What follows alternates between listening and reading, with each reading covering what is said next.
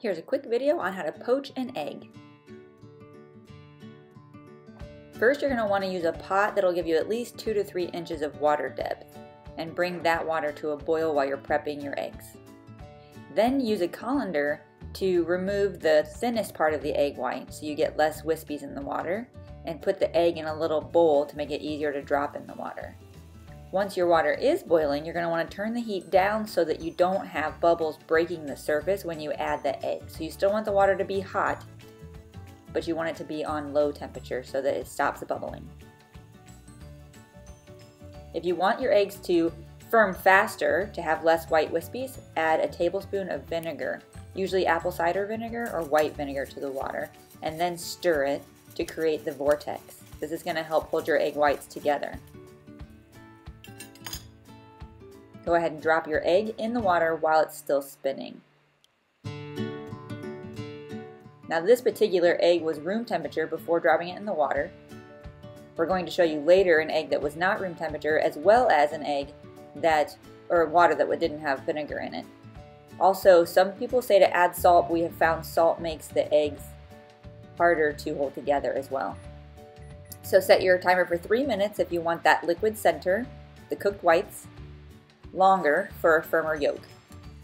Then use your slotted spoon after the 3 minutes to remove it from the water. You can use a paper towel to dab off the excess water if you'd like. That is a personal preference, so you can choose. And then we'll show you here how this egg turned out after 3 minutes.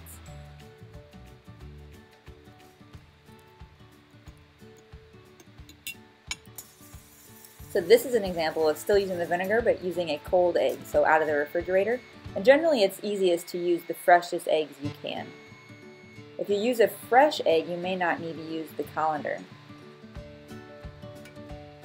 This one was in for 6 minutes, so let's see how the yolk turned out on this one.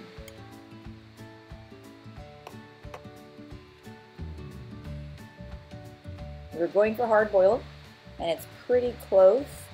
But if you look closely here, there's still just a touch of runniness to the yolk. So not quite hard boiled. So that 6 minute at the top, 3 minute egg in the middle, and 7 minutes did give us the hard boiled egg we were looking for.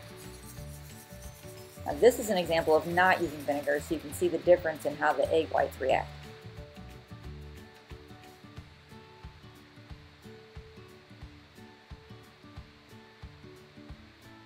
And as it cooks, more and more of the whites come apart from the poached egg, as you can see here.